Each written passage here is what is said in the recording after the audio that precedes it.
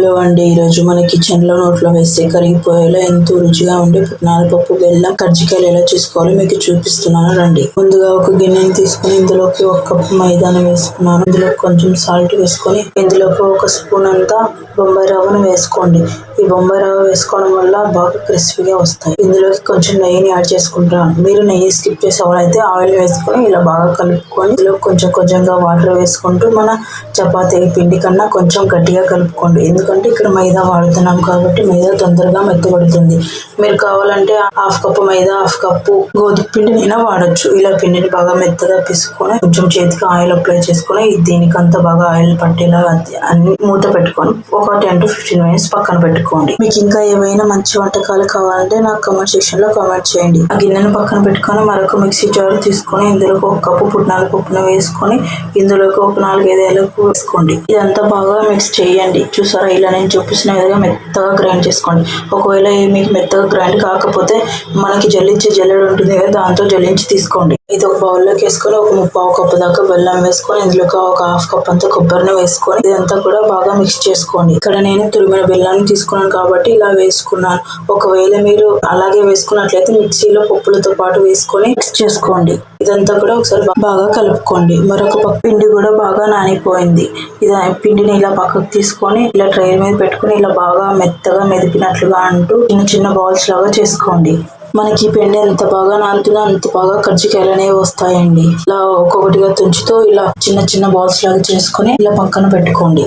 ఎక్కువ కష్టపడకుండా చాలా తక్కువ టైంలోనే ఎవరి హెల్ప్ లేకుండా అవసరం లేకుండా ఈజీగా ఈ కజ్జికాయలు అయితే తయారు చేసుకోవచ్చు. పిండి పర్ఫెక్ట్ గా కలుపుకుంటే కనుక పైన లేయర్లు అనేవి క్రిస్పీగా వస్తాయి. అలాగే స్టఫీ కూడా సూపర్ గా ఉంటుంది. ఇప్పుడు ఒక చిన్న పిండి ముద్దను తీసుకొని ఇలా అంతా పిండిని అంతా ఇలా అంటూ పిండిని ఎలాగైతే తిక్కుతామో అలాగా ఇలా దీనికి కొంచెం పిండిని అంటించుకుంటే ఇలా పూరి పిండి లాగా చిన్నగా ఇలా రౌండ్ గా తిక్కుకోండి.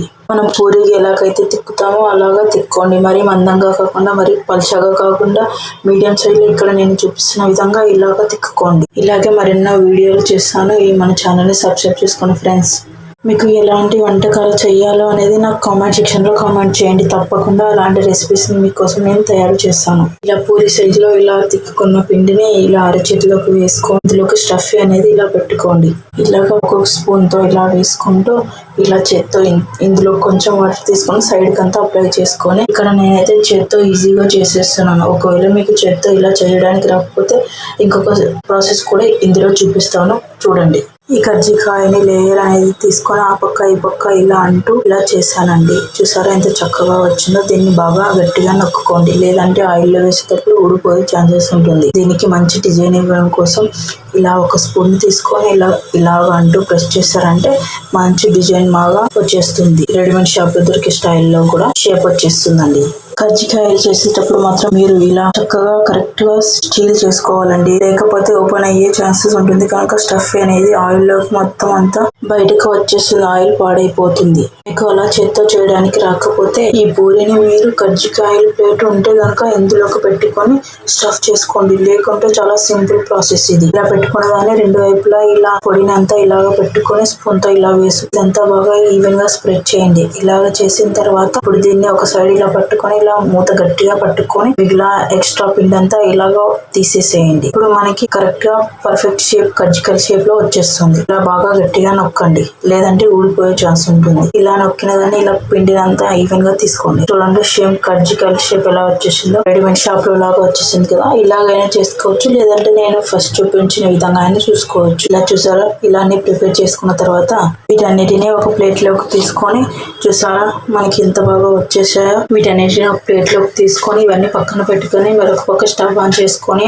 డీప్ ఫ్రైస్ లో కూడా ఆయిల్ వేసుకొని ఇలా ఆయిల్ హీట్ అయ్యాక కొంచెం ఒక చిన్నది వేసి చూస్తే ఆయిల్ బాగా హీట్ అయింది కదా. ఇందులోకి మనం ఇందాక ప్రిపేర్ చేసుకున్న కజ్జికాయలు అనేవి ఇందులో వేసుకొని ఇలా ఒకటి తర్వాత ఒకటి వేసుకొని బాగా ఫ్రై చేసుకోండి. ఇవి వేసిన వెంటనే టర్న్ చేయొద్దు. అలా ఒక 2 minutes వదిలేసి తర్వాత ఒక సైడ్ తిప్పుకొని మరోవైపు కాల్చుకోండి. ఇలాంటి స్వీట్ రెసిపీలు మన ఛానల్లో ఇంకా ఉన్నాయి. ఎవరైనా కొత్త వాళ్ళు చూడనట్లయితే దీని కింద డిస్క్రిప్షన్ లో ఇస్తాను, చూడండి వెళ్ళి. ఇలా నెమ్మదిగా మరొక పక్క టర్న్ చేసుకుంటూ వీటన్నిటిని సమానంగా కాల్చుకోండి. మంటను కొంచెం హైలో పెట్టుకొని ఇవన్నీ చేసుకోండి. ఇప్పుడు ఇలా మరొక పక్క టర్న్ చేసుకున్న తర్వాత మంటను అనేది మీడియం సైజులో పెట్టుకోండి. నెమ్మదిగా ఈ కజ్జికాయలని వేయించుకోండి. మీరు మంట పెంచి వేయించుకున్నారు కనుక ఈ కజ్జికాయలు అనేవి లోపల మెత్తగా ఊడిపోతాయి, పైన ఏమో రంగు వచ్చేస్తాయి. సో అలా కాకుండా లోపల మీడియం ఫ్లేమ్ లో పెట్టుకుని కజ్జికాయలు వేయించుకున్నారంటే గనక పర్ఫెక్ట్ గా వేగుతాయి. చూసారా, ఇలా ఎర్రగా అయ్యేంత వరకు మంట మీడియం సైజ్ లో పెట్టుకొని బాగా వేయించుకోండి. ఆ పక్కకి ఈ పక్కకి టర్న్ చేసుకుంటూ 2 లేదా 3 వేసుకుని ఇలా బాగా ఫ్రై చేసుకొని, చూసారా ఇలా ఎంత బాగా ఫ్రై అయ్యాయి. వీటిని మరొక ప్లేట్ లోకి తీసుకుందాం. సో ఇలా వేగిన వాటిని అన్నిటిని కూడా ప్లేట్ లోకి తీసుకొని ఇదే ప్రాసెస్ లో అన్ని కూడా ఇలాగే ఫ్రై చేసుకుందాం. ఇలాగా ఆయిల్ అనేది మంటను మీడియం ఫ్లేమ్ లో పెట్టుకొని 1, 2 ఇలా వేసుకుంటూ అన్నిటిని ఫ్రై చేసుకోండి. అన్నిటిని ఇదే విధంగా ఫ్రై చేసుకోండి. ఎంతో క్రిస్పీగా టేస్టీగా ఉండే కజ్జికాయలు రెడీ అయిపోయాయి. నేను ఇక్కడ మీకు తుంచి చూపిస్తున్నాను, చూడండి ఎంత పర్ఫెక్ట్ గా వచ్చాయో, చాలా టేస్టీగా ఉన్నాయి అన్నమాట. ఇదే ప్రాసెస్ లో మీరు కూడా ఇంట్లో తప్పకుండా ఒకసారి ట్రై చేయండి. ఇలానే మీకు కూడా ఎలా వచ్చిందో నాకు కామెంట్ సెక్షన్ లో కామెంట్ చేయండి. మీ ఫ్యామిలీ మెంబర్స్ షేర్ చేయండి. Thank you for watching.